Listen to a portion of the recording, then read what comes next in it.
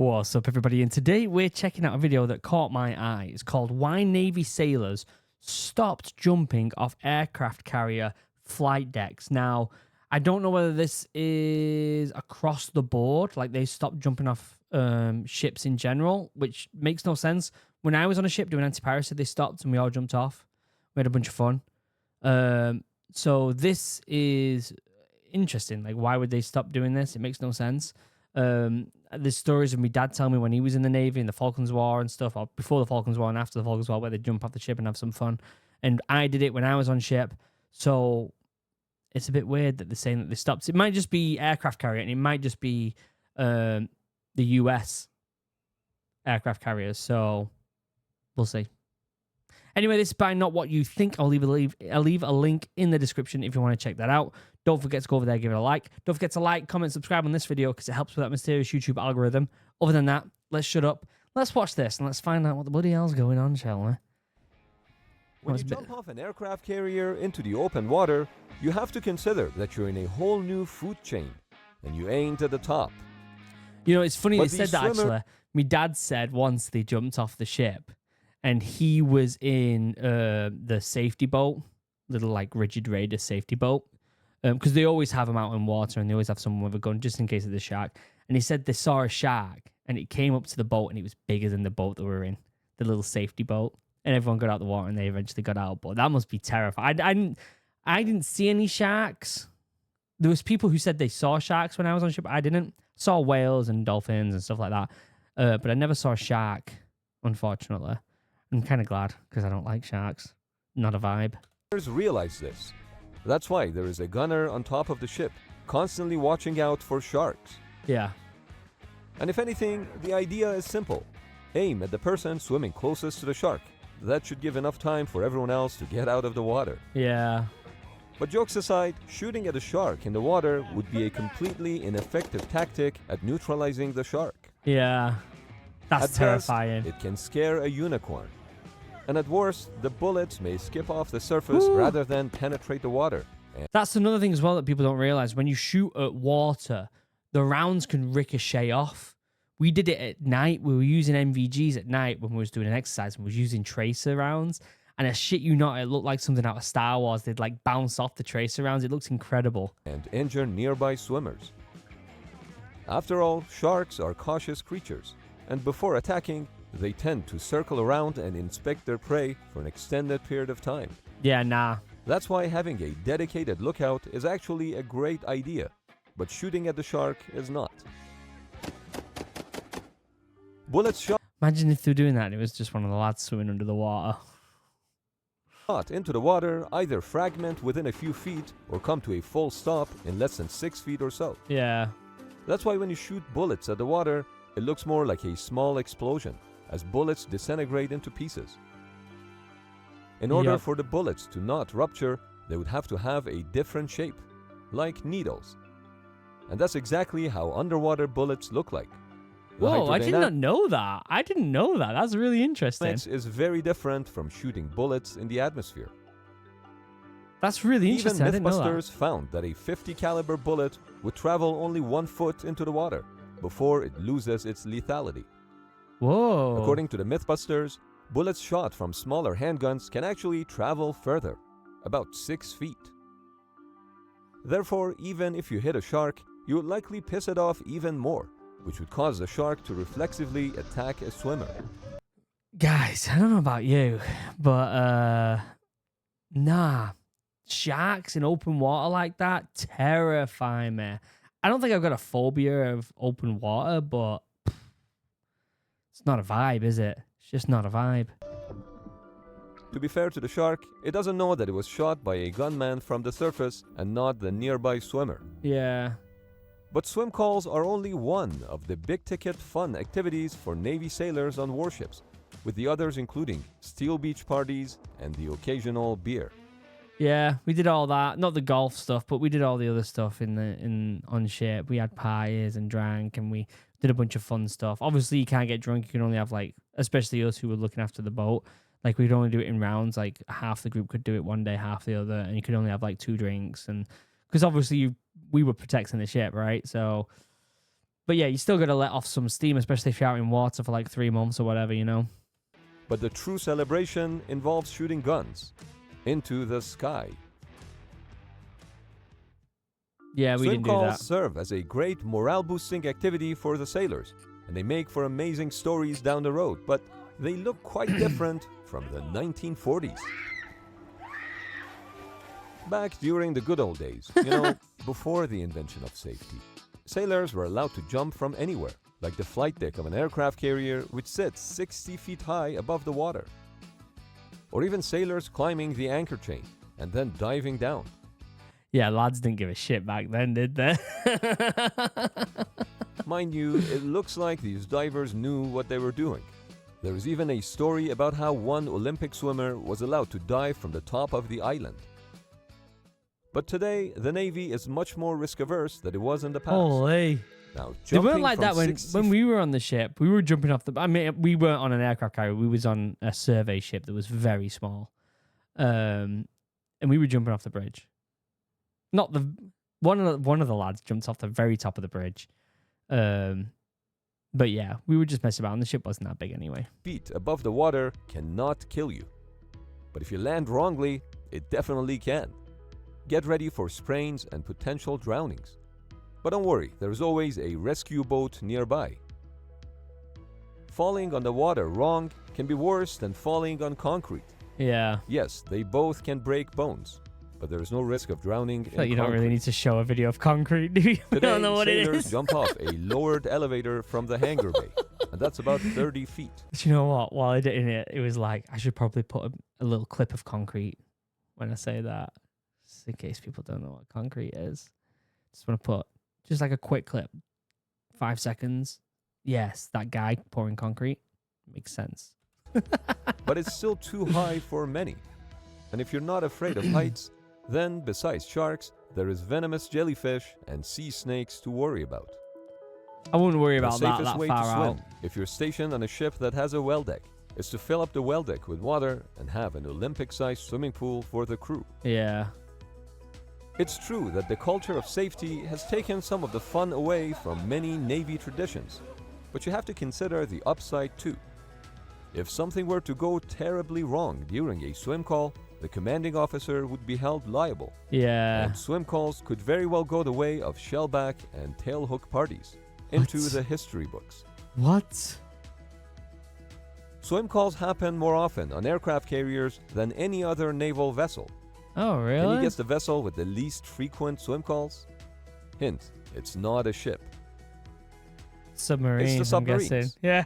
I must say, nothing beats using a multi-billion-dollar submarine as a jump pad. Interesting. But submarine personnel do not pack swimsuits when they go on deployment. Interesting. According to one submariner, he had 3 swim calls during his 10 years of service. So that's once every 3 and a bit years. But it Yeah, I have no interest in doing that, swimming in that open water, if I'm honest with you. It's just not a vibe, is it? used to be much more frequent back in the day, because submarines would spend much more time on the surface, which meant more swim calls. Oh. But they were more like shower breaks. In fact, as you can see, there is a shower, and there are more sailors bathing than swimming. But then, yet again, as part of Navy's standard operating procedures, someone is assigned to overwatch duty, who usually watches from the sail for any sharks in the area. You got to. But You sharks gotta. were not their biggest worry. So he's gone into like all this stuff, but it hasn't said yet why they've stopped. Apart from, I mean, safety. That's all he said. That's it. They've just stopped for safety reasons. It was the dummies who thought they could swim, but found out that they couldn't in the open ocean. Believe it or not, being able to swim is not a prerequisite for joining the US Navy. Yo, what? Although basic survival is later taught during the boot camp, which mainly Wow. consists of bobbing around. Did not know that. That is crazy. From time to time, submariners from the Russian Navy also enjoy a swim call in the middle of the Arctic Ocean, but it's more like a dip than anything else, for obvious reasons. Yeah. And yes, there are sharks in the Arctic waters as well, including the Greenland shark, which can live over 500 years. Yeah, it's like the oldest sharks in the world. They live like hundreds and hundreds of years. There was one that they found that was like 800 years old or something crazy like that. It looked 800 years old as well. It looked like shit. It looks exactly how you would expect. I don't even know how they would eat, at that age. Should be in a home somewhere. And they spend most of that time looking for a mate. Mm. I guess there's plenty of fish, but not a lot of sharks. There's also this guy. Great joke. The polar bear, which is always hungry. That's But don't worry, crazy. because between 1960 and 2009, there were only 47 polar bear attacks on people. Interesting. That's a long Another time. common pastime And polar activity bears like the only mammal that hunt humans as well. That's what I've heard. on naval ships was drinking. Believe it or not, during the good old days, sailors in the navies around the world would drink daily. For example, in the 17th century, Royal Navy sailors received a gallon of beer each day. Can you imagine? The whole time you're out at sea was just one big piss up. And you get back and you don't even remember any of it. Went to the Caribbean, fought off some pirates, did some incredible stuff. You get home and the wife's like, what you been up to? And you're like, I have no idea. I was absolutely hammered the whole time. Now, it may seem like a lot, but the alcohol content was less than 1% more often than not. Beer was eventually replaced by what became known as a rum ration. Every day, between 11 a.m. and noon, sailors would receive a tot, which was about 3 shots of rum. Petty officers received the rum neat. Petty officers received the rum neat. While lower deck sailors had the rum diluted with 2 parts of water to make about half a pint. Interesting. But as you know, good things don't last forever. After 239 years, on July 31st, 1970, the rum ration was abolished by the Royal Navy. That is abysmal. They should have kept him drunk because I guarantee that the Navy was stronger prior to the 1970s because they were all wasted. Me dad will attest for this. He probably wishes it was there when he was in. As the leftovers were tossed over the side one last time. Oh, that's sad. The reason that the rum ran dry was that it was deemed not appropriate to the demands of a modern instant response navy. Yeah, I get it. The sailors, of course, didn't agree with Royal Navy's decision. No. The Navy compromised by allowing sailors to buy 3 small cans of beer per day, and petty officers will be able to buy 1/8 of a pint of spirits per day, but not rum. Yeah, you're allowed to have a drink if you're in the Navy. When I was on ship anyway, there's a mess hall where you can go for a drink. Us in the Marines weren't allowed because we were protecting the ship, obviously.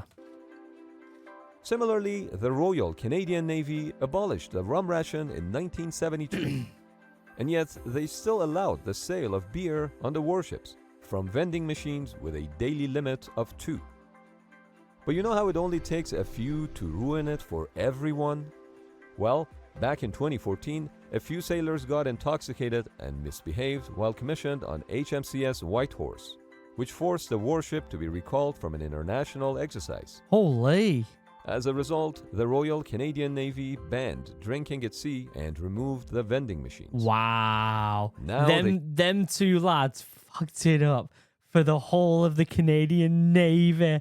Can you imagine that being your name? No. Ruined it for everyone. Can only have a beer on special occasions or when the captain allows it. But that's still much better than what the American sailors got. What did they get? The US Navy is arguably the strictest of all when it comes to alcohol consumption. Back in 1794, US Navy sailors received half a pint of distilled spirits per day, with rations being reduced to 1 gill in 1842. Okay. And then completely eliminated by 1862. Oh, However, why'd you do that to them? Why did you do that to them? They're out at sea doing training exercises with the Royal Navy.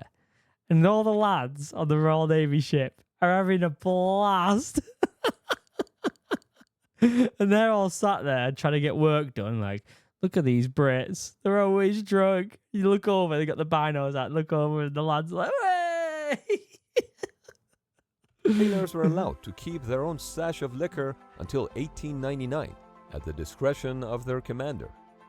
Wow. But in 1914, the US Navy banned alcohol for the enlisted men with some very few exceptions, such as the wardroom and the captain's wine mess. Oh, come on. Come on. Another exception was that the ships could have a small stock of alcohol for the so-called medicinal purposes, such as when a crew member is shaken by an accident. I feel like I've got so many medicinal things that need fixing, mate. Oh, Captain, I need some medicinal alcohol. Everyone's getting sick all of a sudden. Or a pilot suffering from the pressures of a demanding mission. Alcohol could only be issued by the medical officer or the captain. Look at his smile he's got. He's loving it. He's getting some alcohol. Oh, I need that medicinal alcohol. The ship. During World War II, some submarine commanders would provide a beer to their crew if they sank an enemy warship. I mean, yeah, you got to boost morale somehow. In 1980, the US Navy implemented a 45 continuous day rule that brought a beer day to the US Navy. When a ship is at sea for 45 continuous days and has more than 5 days left before coming to port, the ship's captain may authorize a beer day. Once the beer day is held, the crew has to wait. See that barrel? That was a lot of shit beer, that one. That was a lot of nasty beer right there. Another 45 days without a port call until the next beer day. That's a lot of shit beer. At times, the beer day coincides with the Steel Beach, which is basically a giant party on the deck of any US Navy ship, or even a submarine. Steel Beach events began with swim calls, and over the years have evolved from sunbathing or playing sports on the deck of aircraft carriers to giant parties that involve barbecues, kiddie pools. What the fuck was that? You guys saw me, mate? From sunbathing or playing Dancing sports like on the deck that. of aircraft carriers to giant parties that involve barbecues. If I saw me mate do that, I'd be like, mate, how much have you drank? What's going on here? Have you had some of that medicinal alcohol? Carnival games, and live bands. Oh my god. But more often than not, Can Steel you Beach imagine? doesn't happen on the same day as a beer day. Can you And when imagine it does, dancing you're like supposed that? to get only 2 beers, but I'm not sure anyone is counting. Oh my god. Steel Beach parties and all other morale-boosting events that we discussed are of course funded by taxpayers' dollars. If Rightly you're one so. of those people who find They're in the these Navy, expenses they need a bit of fun. unnecessary, here's a story that everyone will be able to relate to.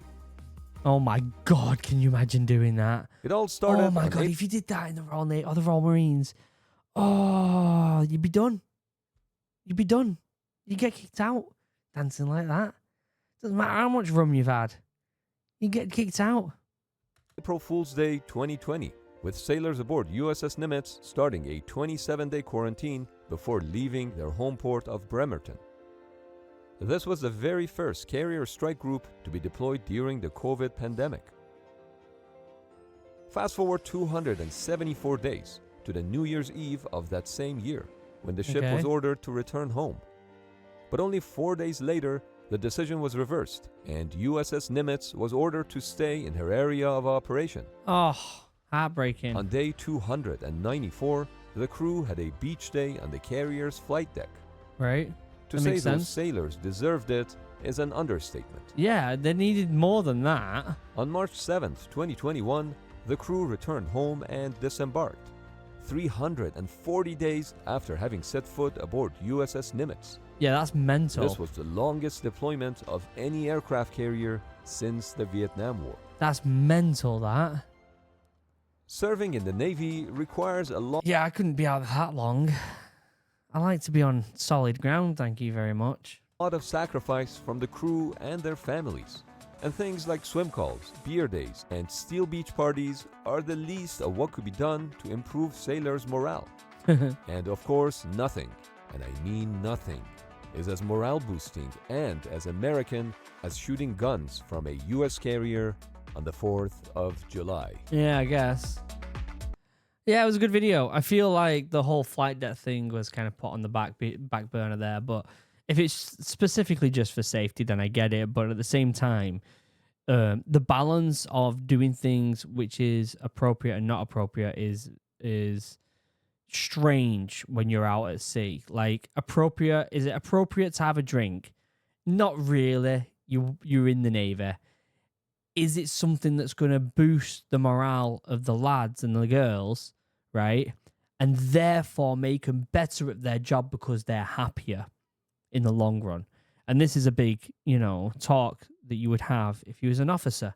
And not someone like me, who's just a boots on the ground Royal Marines commando who basically got absolutely smashed every single weekend and got in bar fights and did all sorts of absolutely ridiculous stuff that you would not be very happy with if you were an officer and you found out. So yeah, it's a balance of making sure that the lads are happy and the girls are happy, and making sure that you're keeping them sane, right? And I think jumping off the boats into the Oggin, especially if it's a super hot day, like we had like a week where the AC was gone, and we were off the coast of like Bahrain. Oh my god, it was horrific. And so we all got out and jumped into the water. Do you know what I mean? And I think that's fine. What do you think? Let me know in the comment section down below. Have you done it? Let me know in the comments. And I'll leave a link to the original video in my description. Don't forget to like, comment, subscribe. Helps with that mysterious YouTube algorithm. And until next time, I love you all. Have a wonderful day. Goodbye.